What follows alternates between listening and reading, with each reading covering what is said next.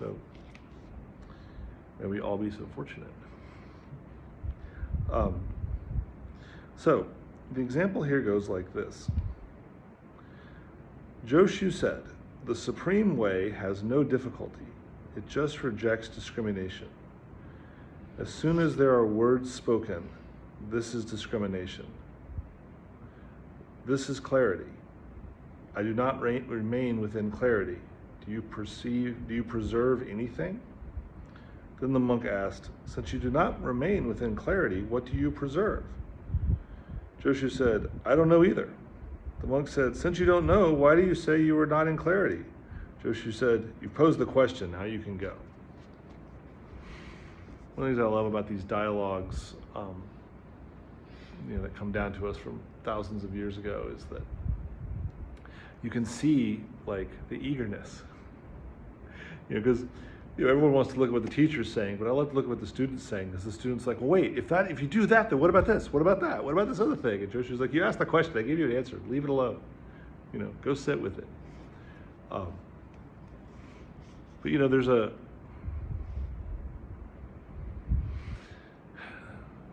moment in the Lord of the Rings movie where Gandalf is realizing that the One Ring might be dangerous after Bilbo's birthday party, and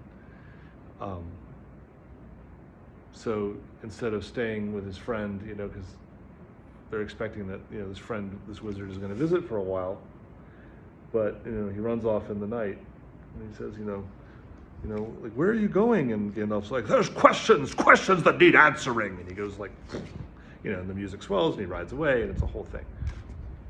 I grew up reading The Lord of the Rings and The Hobbit and all that stuff. I love that stuff. But that's kind of what happens in our life, right? It's like there's questions that need answering. Why am I this way? Why do I feel this way? What is the nature of my existence? Why do I keep falling into the same pitfalls? What's going on? Why do people act that way? Why is there suffering? Like, there's all these profound spiritual questions. They need answering.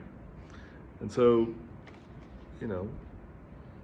these monasteries from thousands of years ago are groups of people trying to answer them.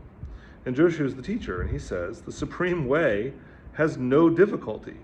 It just rejects discrimination. So what is that? Right? What does it mean to reject discrimination? Well, we do it when we sit. Right? Can you stop a thought from coming up? I dare you. Can any of you even stop one? I can't, right? Thoughts come up.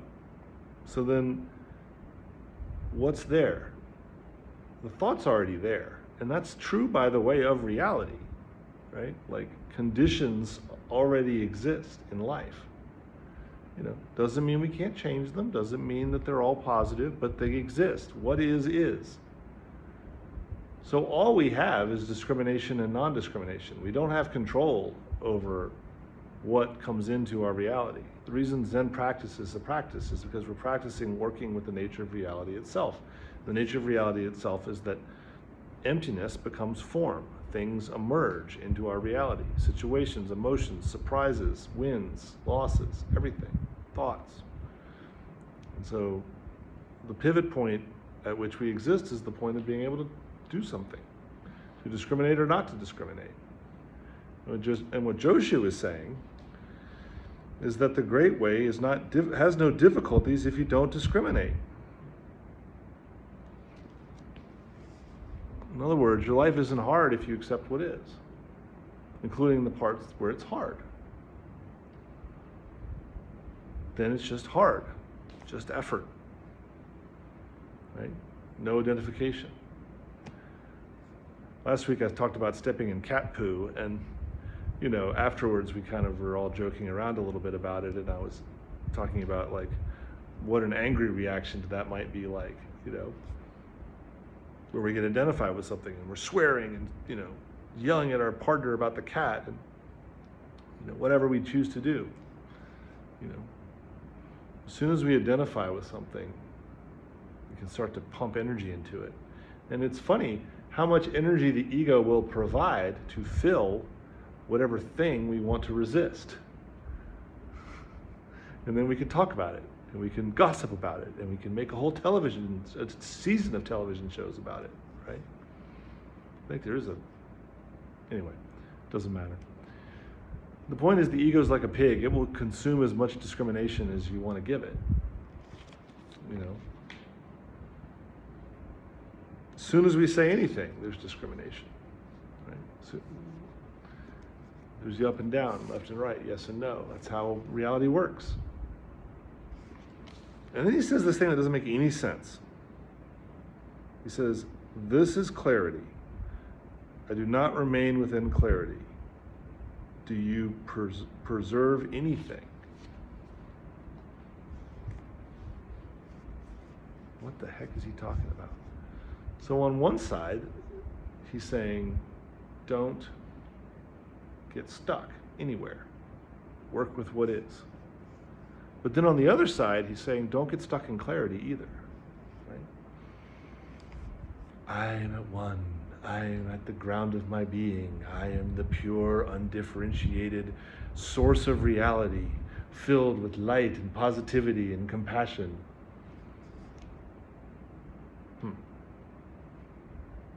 See how that's a place to get stuck too?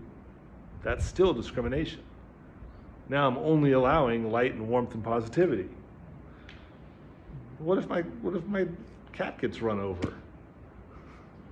I am light, I am peace. No, I'm sobbing I'm sobbing in my pillow.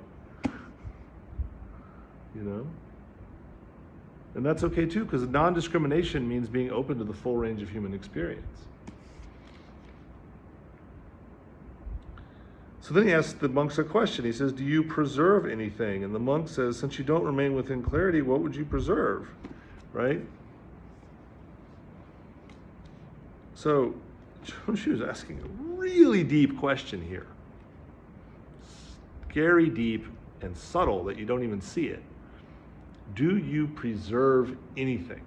What are you holding on to? If you say you aren't holding on to anything, then that's what you're holding on to. I promise you, there are things you're holding on to. It should be this way. It shouldn't be that way. I'm good enough. I'm not good enough. Go within. You will find places where you're still stuck. I have places where I'm still stuck. That's why we keep practicing, because there's more to do. It's infinite. Infinite refinement. So he's saying, do you preserve anything? Like, where are you stuck?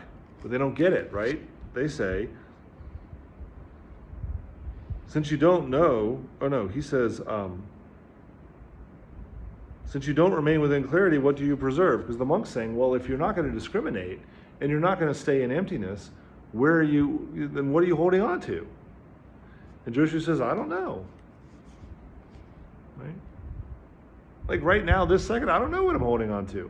I'm not deep in meditation. And a lot of times meditation isn't what shows you what you're holding on to. Life shows you what you're holding on to, right?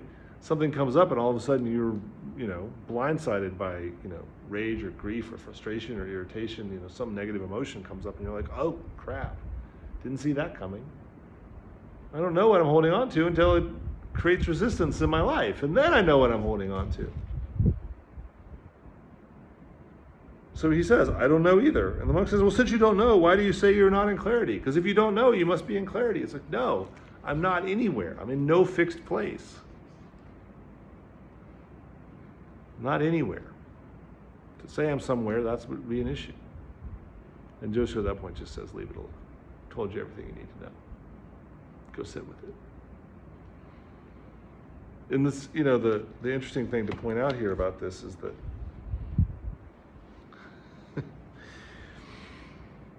that's what we do, right? We have to go sit with it. Because all three things are not the thing, right? So not discriminating, that's good advice, but it's not the thing, right? But then also not remaining within clarity, right, is not the thing. And preserving things or not preserving things is not the thing. Remaining in clarity is not the thing. None of these things are the thing. That's the dance that he's doing. So what's the thing? Well, don't discriminate. All of it comes up. Clarity, lack of clarity, holding on to things, letting go of things, working with things. This practice is about being really fully human. This is our birthright, to be fully human, right? To work directly with what is, each moment, because that's all we have. What else do you have? We're all stuck here in a yoga studio. This is it. This is the 6 of us in this yoga studio. There's nothing else. You might think, well, that feels like the beginning of a horror movie, right? But it's true. As people don't say it, but like when you're at work and you're with like an irritating coworker, that's all of reality. That's the whole great earth beating in a single moment with you and the irritating coworker. And you can go into your fantasy and be like, oh, I can't wait till I'm home with my loved ones. And you will be, probably, but that's not real. How much less discriminating would you be if as you step through each moment you recognize that this is it? There's nothing else. All of our predictions about the future are actually fantasies.